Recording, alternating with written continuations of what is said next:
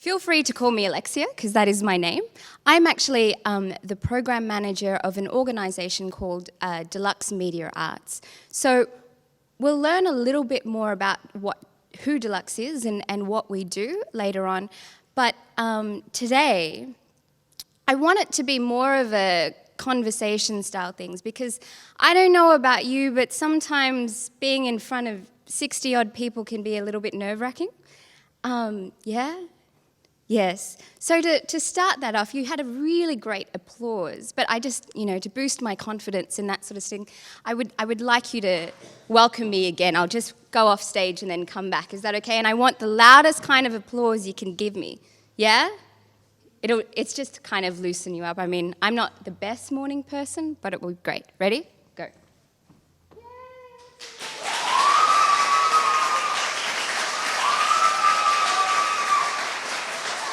Thank you. I just, thank you for welcoming me so well. I really appreciate being here, and I'm actually super excited because this will be the first time we're presenting something like this. So please tell me how it goes, tell me what you feel, and whether or not you've learned anything throughout the day, which hopefully you have. So with that kind of applause, hopefully we've loosened up. And what I want to ask you throughout the day is, what do you think about art, media, and technology, and how do we interact with it? How do we use it? And then also, what are the kinds of things that we use it in a creative way? So today we'll go through how we define media art, a little bit about dLux MediaArts, some selected works from the dLux archives, and then later throughout the day, we'll actually be meeting some artists, and you'll get to see their work, hear about their practice, and also ask any of those burning questions, which will hopefully have developed throughout the day. So let's begin with the presentation, or today is actually called Story to Screen. So sometimes when we think of stories, we often think of, fairy tales or novels or, people talking about history or tales of significance and morality and all those sorts of things. So we often think of something with a beginning, middle, and end. So when we think of stories, we have that kind of progression, and there's a particular kind of formula that happens. But when we look at art, this isn't necessarily the case, right? It doesn't mean that simply because it doesn't have a beginning, middle, and end, that it doesn't communicate something. We may have to do a little bit more work to unravel the story, but when we do, we not only learn about what the story is behind the artwork, but who the artist is, how they made it, what was happening in the world when they made it, and why is it that we respond in particular ways. And so art has this beautiful dynamic where we actually participate in how the story is received, how it is interpreted, and how it is shown. So it's an age-old question of what is art. And I'm not going to stand here today and try and explain all the different kind of ways that art has been described, but I kind of, want to throw it out to you guys. What do you think is art, and why do you think it is significant or not so important? And, do you think that art is a story? So I'll put that to you. What do you think is art? Any kind of response? Art is, I'll start off. Art is, ... Art is, ... A journey. It is. It's a journey. Do we think that art is a mode of expression? So, Reese, if you didn't catch that, the audience nodded their head. We actually have a camera at the back, I forgot to mention this, and you're not being filmed, but I am, so that's kind of why I would like to hear some noise. So when we, so if it's a journey, a journey for who? Let's unravel that. A journey for who? The audience and the artist?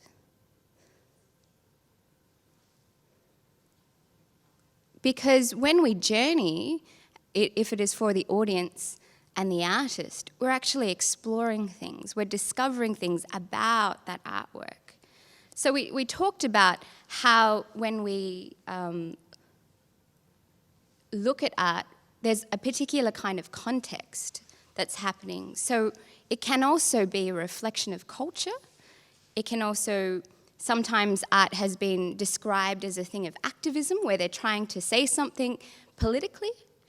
And it has also been a kind of way of collaborating with other people.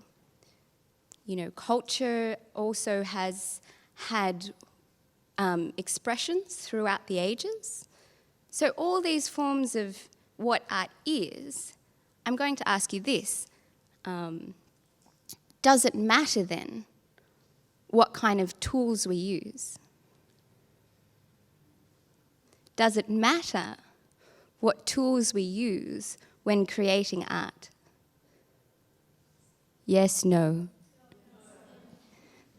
Hands up if you say no.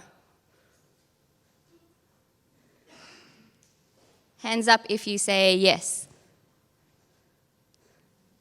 Okay. Why do you say yes?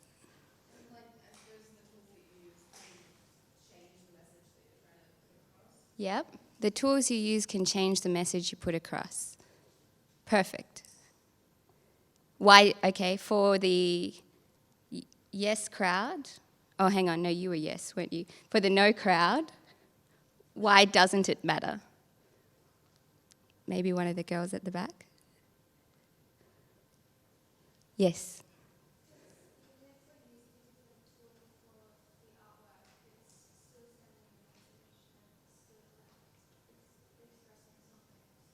Mm-hmm. Mm-hmm. Yeah, great.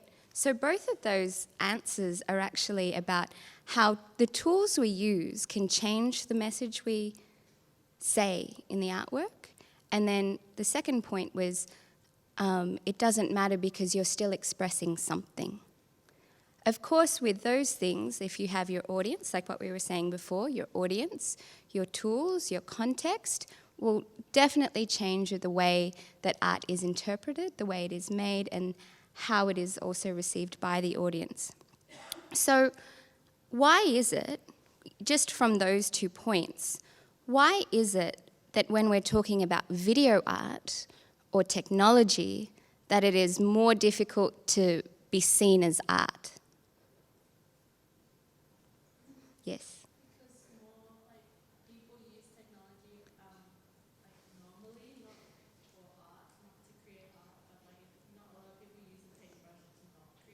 Yeah. So, what was your name? Siobhan. I have a funny story about Siobhan, the name Siobhan, but that's not what we're talking about right now. The way, repeat that again for me, I've got caught up in your name.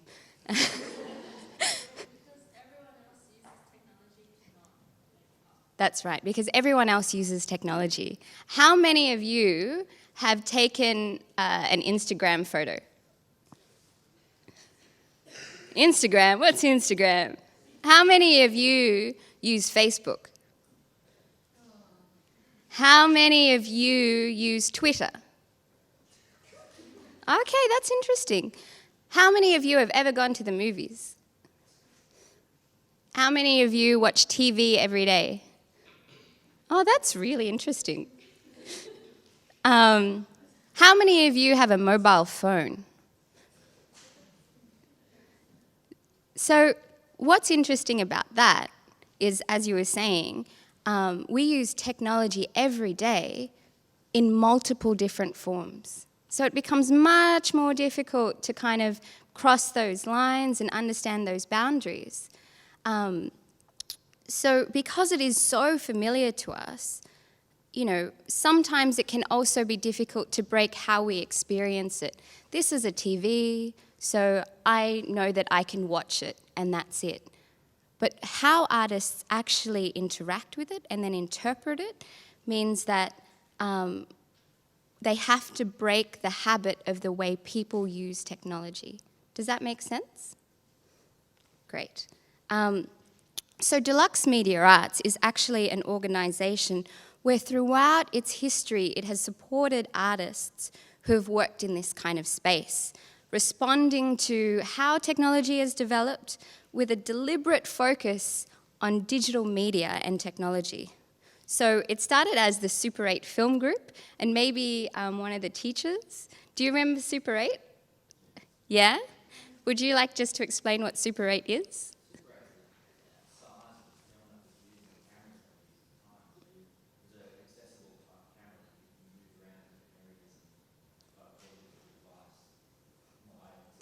Yeah, no, that's right. It was like one of the first devices where people could actually film, like home movies and things like that.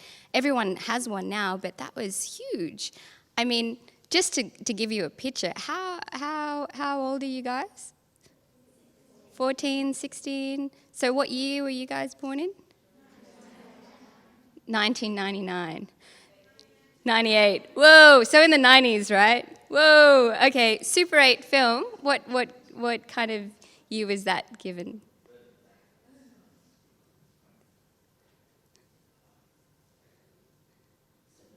The 70s.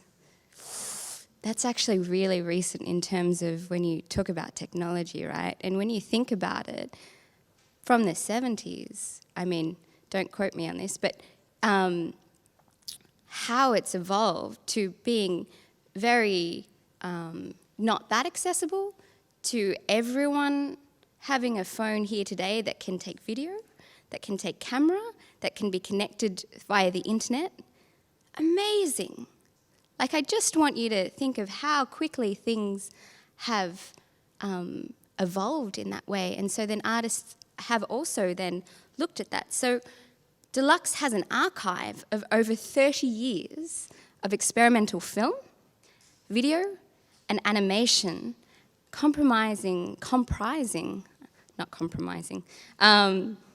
of approximately 1,200 individual Australian and international artists. So you could imagine how difficult it was for us to choose what to show you today. But because the theme of today is actually stories to screen, I wanted to highlight some choices that artists have made to create their work. In this next little bit, I'll be showing 3 works: Girl on Fire by Tony Lawrence, Hollywood Burn by Soda Jerk, and Neil Jenkins' Horizon. After each one, I want to hear what you thought about what the piece was about, what the artist used, and how you think they made it. Thank you. So really simple. So the first one is Tony Lawrence, Girl on Fire, spacebar.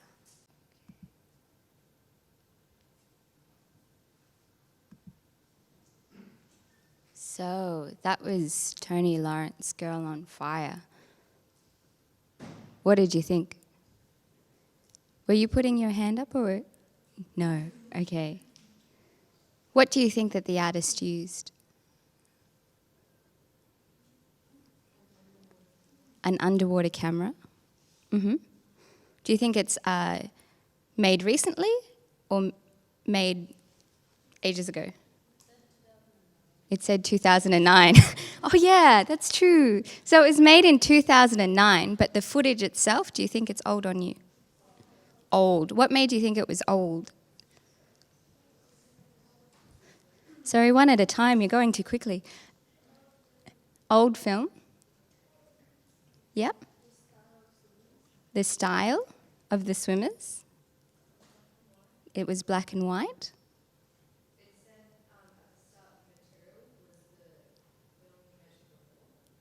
Super 8?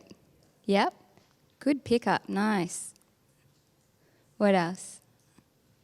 What do you think happened if it was Super 8 film footage? What do you think happened to the film? It was burnt. Yeah? So Tony Lawrence actually used found footage of Super 8 film, and the Super 8 film, because of the way we need to store materials, actually dusted, thank you, busted, rusted. I was like, busted, rusted. Reese is really into it as well. So it actually rusted, which made the film look like that, which, you know, hence Girl on Fire. What do you think about the sound? Do you think it was made recently or if it was part of the film? Recently. Why did you think it was made recently?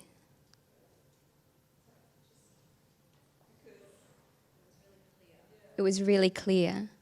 Yep.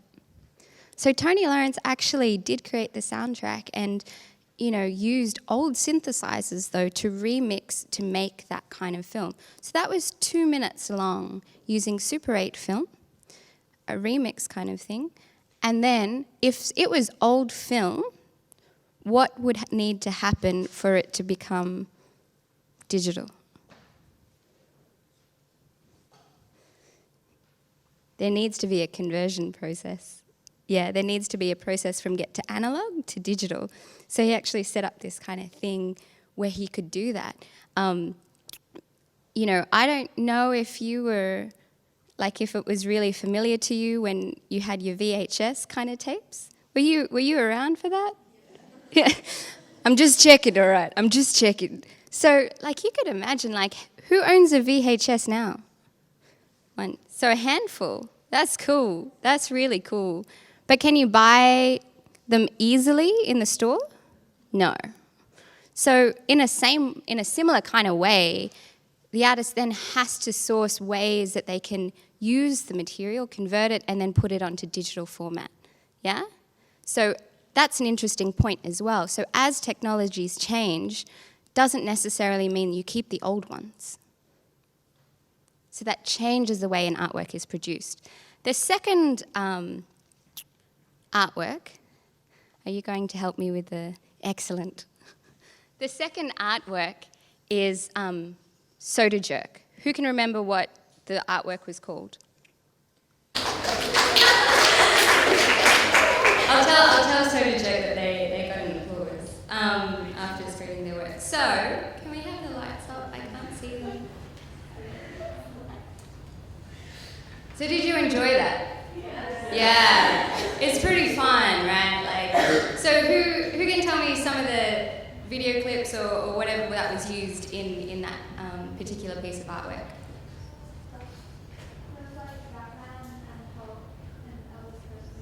There was Batman, the Hulk, and Elvis Presley. Jaws, Star Wars. Pardon? Pirates of the Caribbean. Jesus. Jesus did make an appearance. So what would you call that kind of artwork when you have different pieces of things put together in the one piece? Compilation? If you have different pieces of paper and you put them on top of each other? Collage. Excellent. Same way. So artists can use the same techniques which have been used in traditional media, in new media, and you get something really cool like that, you know, which is kind of really fun. So what was the issue that they were actually trying to highlight? Piracy. You know when you go to the movies or you get a DVD and there's that like little ad of, you know, you wouldn't steal a car. You love that one? Yeah. You wouldn't steal a car. You wouldn't steal a CD in a shop. Why are you stealing media? Something like that. But the way that the internet and the way technology has actually formed is that things are actually more accessible, and people have then the ability to create and to copy bits of artwork. When you copy something, what happens to it? When you copy something, what happens to it? If you have one and then you copy it, you have? Whoa! When you have two and you copy it, you have? Whoa! Or four. Yeah, I mean, we're doing that kind of thing. That's cool too. So, in terms of a value for an artwork, what does that mean? What happens? It decreases its value, or it changes the way it is valued, because you don't actually have the same kind of boundaries that you would with a sculpture or a painting. Media art, similar to this, can be duplicated and distributed in different ways. So artists then also have to think about how does that change their art practice. So Soda Jerk, what's interesting about them is not only do they kind of look at how they can remix media, questioning, histories or the way stories are formed, especially cultural stories, but also in terms of, the freedom of expression, XYZ. So that is actually a full-length film, Hollywood Burn. Yeah, totally, 2 hours. No, and it's like amazing, hey. It is amazing. I would definitely recommend looking up Soda Jerk, Hollywood Burn. They also have a whole bunch of stuff, which you can see, if you enjoyed that sort of thing. So their practice actually questions history and popular culture, right? So the next one, which I'll show, is Neil Jenkins' Horizons. So what is the one thing that is very noticeable about this work? The lines. How do you, yes?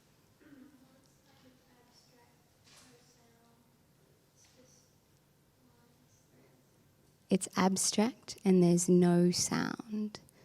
What do you think it's representing?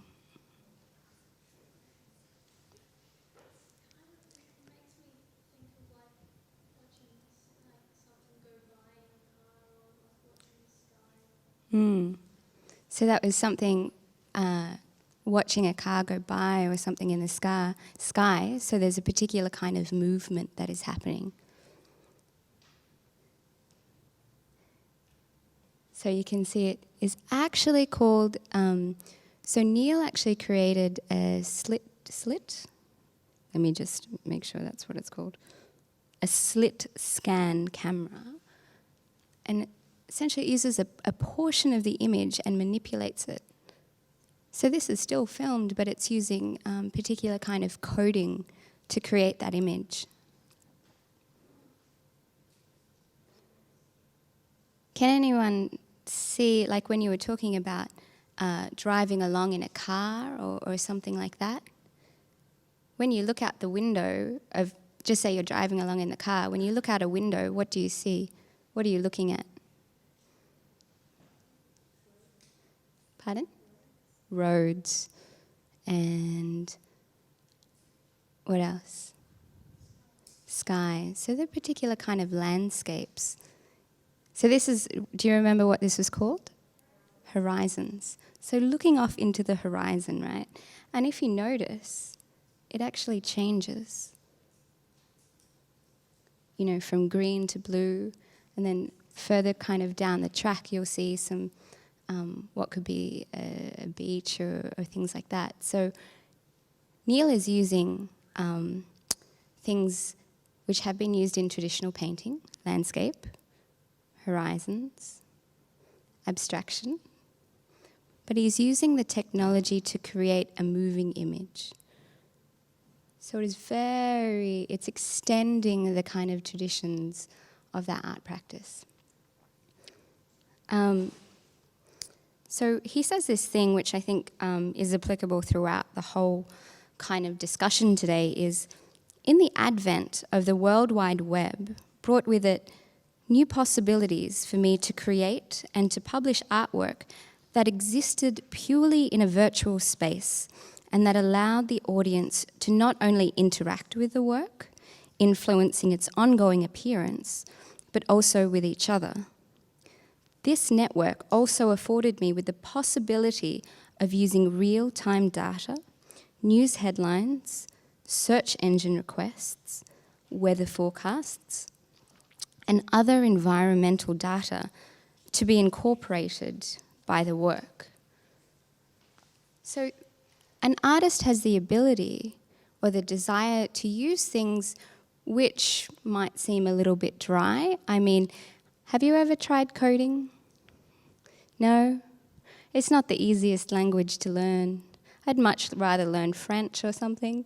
But, you know, artists have the ability to use it to create works that allow us to experience technology, landscape, and art practice in different ways. So, similar to Neil, technologies are constantly shifting around us, and artists are finding new ways to use these tools to question what's happening around them.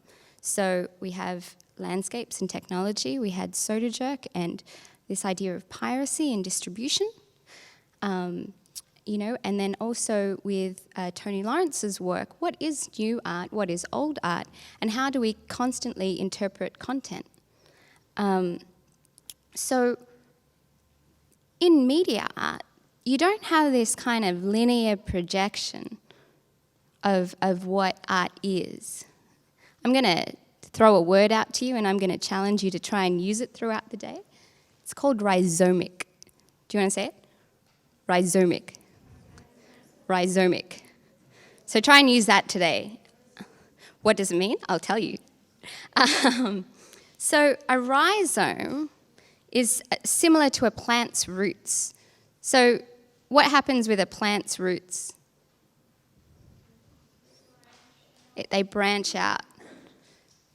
They're still the same, it's still the same plant, right? But then you have this kind of network of things happening underneath the surface, always evolving, always kind of growing in different ways. In a similar way, media art has that, where artists have gone in different directions and, you know, sometimes even moved back and forth. You know, and it's also, what's interesting about it is that it crosses boundaries between different fields. So you have science and art, history and fiction, you have performance and media, and artists are looking at new ways to collaborate because technology allows us to do it. When I first came to dLux, I was involved in a project called China Heart. And so China Heart was like a scavenger hunt. And so what happened was you were given these clues. It was a mobile phone app. And you were given these clues to kind of unravel the hidden histories of Chinatown. And there were, you know, there were exhibitions that were happening in the street. If you solved clues at a particular time, you were able to see the Chinese opera in the Chinese gardens. You just give your clues. And there are also videos, so a whole kind of narrative of this love story of, you know, you cannot marry this man until you know your heritage sort of thing. So it was a really interesting project. And that happened in Chinatown 2010. So I'm just going to show you the trailer so you have an idea of what that was about. So media art doesn't have to be stuck on a screen. It can move between spaces. It can be used in different ways. You just kind of have to open yourself up to how you want to use it.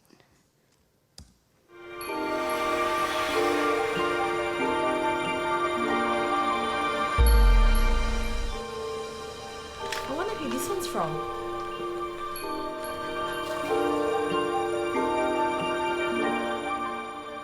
You're not ready to get married.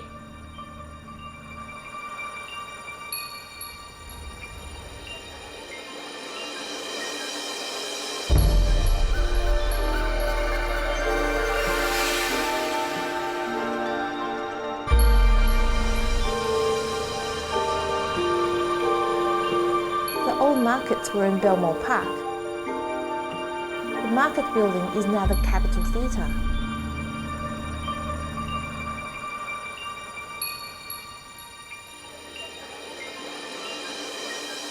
Respect those who came before. They will guide you on the path ahead.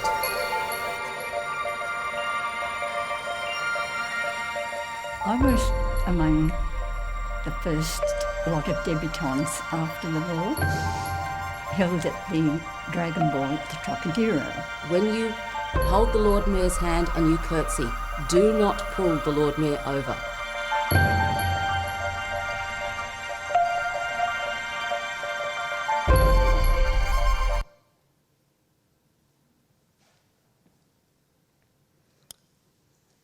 So, China Hat used a combination of fictional love story, oral histories, soundscapes, historical reenactments, and, you know, as we said before, if you get there in time, you're able to see the Chinese opera. So, media art has the potential to expand even the way documentaries are made, how we experience our history and how we kind of interpret it. I didn't know half of the things about Chinatown until I went and did this kind of tour. You know, and often we look at things and we don't really investigate what's beneath the surface. So art has the ability to kind of do that.